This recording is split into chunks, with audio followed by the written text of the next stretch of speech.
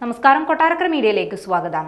അറബിക്കടലിൽ കൊച്ചി തീരത്ത് മുങ്ങിയ കപ്പലിലെ കണ്ടെയ്നറുകൾ നീക്കം ചെയ്യാനുള്ള നടപടികൾ ആരംഭിച്ചു.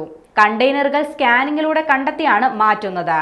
ഇതുവരെ അപകടകരമായ വസ്തുക്കൾ കടലിൽ കലർന്നിട്ടില്ലെന്നാണ് ഷിപ്പിംഗ് മന്ത്രാലയത്തിന്റെ വിലയിരുത്തൽ. അതിനിടെ കപ്പൽ കമ്പനിക്കെതിരെ നിയമ നടപടിക്കുള്ള നീക്കങ്ങൾ സർക്കാർ ഊർജിതമാക്കുകയും ചെയ്തു.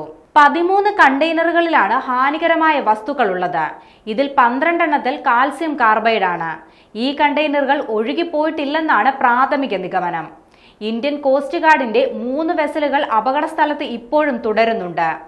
ഇതിനിടെ അറബിക്കടലിൽ ചരക്ക് കപ്പൽ മുങ്ങിയത് ഒറ്റപ്പെട്ട സംഭവമാണെന്നും വിശദമായ അന്വേഷണം നടത്തുമെന്നും കേന്ദ്ര ഷിപ്പിംഗ് മന്ത്രാലയം വ്യക്തമാക്കി. MSC എൽസാത്രി എന്ന കപ്പൽ അപകടത്തിൽപ്പെട്ടതിൽ ദുരൂഹതയില്ലെന്നാണ് വിലയിരുത്തൽ. കപ്പലിന്റെ ബലാസ്റ്റിലുണ്ടായ തകർച്ചയാണ് അപകട കാരണമായി കണക്കാക്കുന്നത്. എല്ലാ വശങ്ങളും പരിശോധിച്ച് അന്വേഷണം നടത്തുമെന്ന് കേന്ദ്ര ഷിപ്പിംഗ് മന്ത്രാലയം അറിയിച്ചു. ജൂലൈ 3 കപ്പലിലെ ഇന്ധനം പൂർണ്ണമായും നീക്കം ചെയ്യാനാകുമെന്നാണ് പ്രതീക്ഷ. ഇതുവരെ അപകടകരമായ ഒരു ഇന്ധനവും കടലിൽ കലർന്നിട്ടില്ല എന്നും ഷിപ്പിംഗ് മന്ത്രാലയം അറിയിച്ചു.